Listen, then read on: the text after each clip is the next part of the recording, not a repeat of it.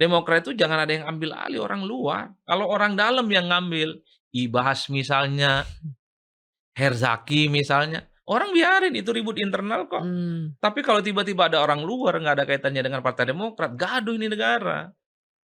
Kalau semua partai bisa dilakukan kayak gitu, ini kan ngeri betul. Semua partai juga akan tinggal nunggu waktu, Mmm, kapan dia akan didatangi oleh oke. para genderuwo-genderuwo yang datang di luar itu. Kan itu istilah yang belakangan muncul kan, Dari Mas untuk Hasto ya.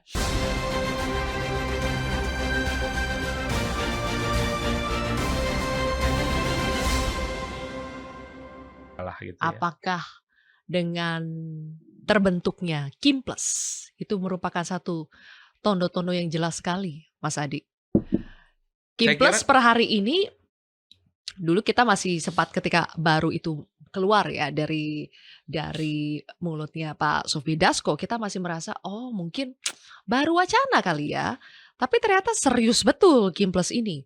Dan ternyata memang sudah ada partai yang menyatakan diri mendukung, bergabung yang dulunya di Pilpres itu di luar, sekarang sudah masuk ke dalam. Apakah itu merupakan tanda yang jelas dan akan semakin bertambah lagi partai yang bergabung di Kimples ini, Mas Adi? saya mencoba untuk menjelaskan ini agak sedikit ilmiah lah. Jadi pendekatan ilmu politiknya itu dijelaskan dengan teori koalisi ya. Satu ya, siapapun yang jadi presiden di negara ini, dia itu punya penyakit yang disebut dengan presiden minority. Ini dalam sistem presidensialisme multipartai ekstrim seperti Indonesia, presiden terpilih itu cenderung minoritas. Kenapa disebut minoritas? Dia menang pilpres, tapi di parlemen dia minoritas. SBY, kemudian Jokowi, dan Periode pertamanya kemudian ya? Mmm, Prabowo Subianto. mmm. Kalkulasi kekuatan politik Kim, itu kan belum sampai 50%. Mmm. Jadi untuk mengamankan kepentingan politik yang strategis, IKN, makan gizi gratis, dan terusnya, nggak nyaman, nggak kondusif. Bisa dibayangkan kalau PKB, kemudian PKS, Nasdem, termasuk PDIP ada di luar, voting, kekuatan politiknya nggak berimbang. Jadi presiden pemenang karena dia lemah, ada kecenderungan ingin mengajak pihak-pihak yang lain untuk bekerja sama.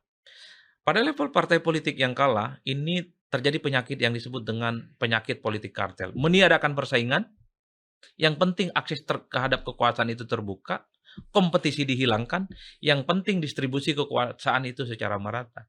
Karenanya partai-partai yang kalah yang dalam pemilu itu ada kecenderungan bergabung kan hanya ingin jadi menteri, bukan karena yang lain. Ini koalisi yang ada di kita.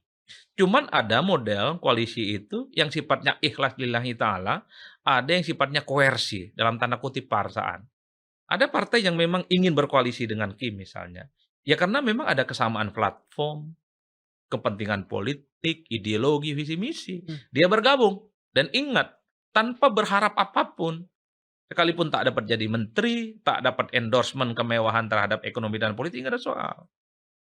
Tapi di seberang yang lain, mungkin ya, berkoalisi itu karena persoalan koalisi. Karena faktor keterpaksaan. Mungkin takut ada gangguan-gangguan dan setruman.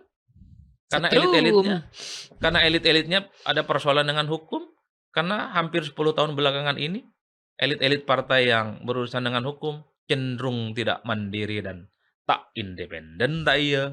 Nah itu sepertinya. Keluar ini Maduranya, Wah Mas itu. Andi. Ini saya menjelaskan secara akademik ya. Ada ilmu dan ada teorinya. Ya. Artinya apa? Ada orang berkoalisi karena dia kesamaan platform dan lain-lain. Tapi ada juga karena faktor keterpaksaan. Karena takut ada ya macam-macam lah persoalan hukum dan Mmm. seterusnya. Karena begitu banyak oknum-oknum di negara ini, elit-elitnya di partai itu kan selalu dikait-kaitkan dengan persoalan-persoalan hukum Ya, yang seringkali menjadi sandera dan itu tidak sehat. makanya kemarin pas di kontroversi TV itu kan aku tanya ya ke Mas Adi ya, sebetulnya syarat supaya partai itu aman, apa sih untuk aman, tidak diganggu-ganggu, aman dari badai takeover, itu apa? Dan memang Mas Adi menegaskan salah satu poin pentingnya adalah harus bersih ya Iya harus bersih. dari kasus hukum. Kenapa saya bilang tentang koersi? Koersi itu bisa persoalan hukum pada partai. Yang kedua soal pembelahan partai. Kadang kalau nggak tunduk dan tak patuh bisa ada dualisme partai itu tiap saat itu. Ya kan? Partai-partai itu bisa dibelah dalam seketika. Bikin tandingan partai, rebutnya di Kemenkumham SK-nya. Dan itu mengerikan betul. Dalam hal yang ditulis oleh Marcus Messner khususnya, dia ilmuwan di Australia. Kalau tidak salah dia menyebut bahwa salah satu bentuk koersi terkait dengan koalisi pemerintahan di negara ini adalah soal pembelahan partai itu. Nah, partai-partai saat ini kan nggak mau dibelah, terutama ketua umumnya yang memang tidak mau ganti, Mmm, yang sudah lama 15 tahun, 20 tahun. mmm. Ya kekuasaan politik di negara ini kan agak panjang, terutama pada elit partai. Oleh karena itu, ketika ditanya oleh Sylvia, bagaimana partai politik itu bisa independen dan kuat? Satu, dia memang dalam banyak hal harus memutus mata rantai Mmm. dengan persoalan-persoalan hukum. Ya terlepas dari apapun ya, sorry itu saya katakan Demokrat, sekalipun hasil pileknya dia paling kecil ya di 2024, tapi upaya untuk pembegalan nggak ada persoalan. Artinya kalau ketum Demokrat saat itu punya urusan dengan hukum, ya wassalam juga ini partai. Tapi kan karena tak ada anasir-anasir yang terindikasi terkait dengan pelanggaran hukum, aman-aman aja. Kadernya pun menyalak, melawan, padahal posisinya jadi oposisi saat itu. Tapi kalau partai itu elitnya tersandera persoalan hukum, nggak bisa bicara banyak gitu ya. Oleh karena itu kadang kekuasaan yang mengintersep dari luar, nggak salah juga sebenarnya. Yang salah itu partainya nggak bersih. Ya itu ada celah kok untuk masuk di dalamnya. Atau misalnya PDIP. Mmm, PDIP kan ketua umumnya kuat banget itu. mmm. Ketua umumnya per hari ini juga cukup solid dan kuat dan orang juga tak pernah menyebut ada persoalan-persoalan hukum yang terkait. Jadi sekalipun, PDIP mengatakan ada upaya untuk mengambil alih, Mmm. ya ditantang bahkan, "Mana orangnya? Mau saya ketemui, mau kita jumpa, maunya apa?" Ya kan? "Kasihan deh lu." Kan kira-kira begitu kan? Ya kalau nggak ada persoalan hukum ya enak lah nantang.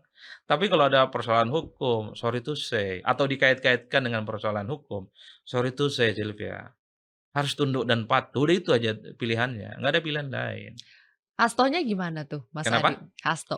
Hasto kan, menegaskan ya, menebalkan pernyataan Bu Mega soal ada yang mau ambil alih PDIP, kemudian Hasto mengatakan bahwa, "Ya jangan main-main sama PDI Perjuangan, kami ini sedang merapatkan barisan," begitu. Tapi di sisi lain kita ingat beberapa bulan yang lalu kan Hasto dipanggil juga ke KPK gitu kan, dan selalu dikaitkan dengan kasus Harun Masiku, begitu kan.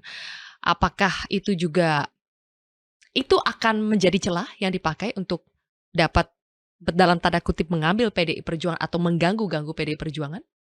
Kan kalau bicara PDIP Perjuangan itu di ketua umumnya, bukan Mmm, yang lain. mmm, Ketua umumnya per hari ini nggak ada persoalan-persoalan apapun yang cukup serius yang dikait-kaitkan dengan hukum, makanya sangat powerful Megawati itu.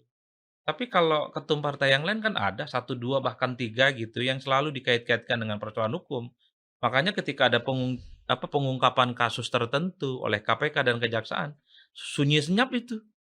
Bukan hanya partainya yang akan khawatir gitu ya, terganggu, tapi elitnya yang juga akan khawatir berurusan dengan kasus-kasus hukum. Kalau Hasto kan tidak menjadi variabel penting di PDIP. Artinya kalaupun toh Hasto tak lagi jadi sekjen, ketua umumnya masih strong. mmm. Bahasa Mandora itu strong. Iya kan, powerful dan sangat keras suara Bu Mega itu kan, mengkritik begitu banyak hal. Ya, Oleh karena itu bagi saya sebenarnya satu ya yang ingin saya katakan bahwa partai itu harus solid dan kuat. mmm, Itu nggak bisa dibantah. Orang bikin partai nggak gampang kok. Saya selalu mengatakan, saya sangat respect ke elit-elit partai di negara ini atau elit penting di negara ini. Kalau lagi tak punya kekuasaan, kalau tak lagi berkuasa, bikinlah partai. mmm, Bikin partai. Karena partai itu satu-satunya alat yang secara legal bisa digunakan untuk membangun demokrasi dan kompetisi politik yang sehat. Jangan ngambil partai orang lain, mengintersep partai yang lain, ikutan partai yang lain dan kemudian ingin mengendalikan. Enggak sehat. mmm, Apa yang terjadi pada Partai Demokrat, saya kira itu nggak ada yang menggerakkan. Suara-suara kritis aja tuh ingin membentengin supaya Demokrat itu jangan ada yang ambil alih orang luar. Kalau orang dalam yang ngambil, Ibas misalnya, Herzaki misalnya, orang biarin itu ribut internal kok. mmm. Tapi kalau tiba-tiba ada orang luar nggak ada kaitannya dengan Partai Demokrat, gaduh ini negara.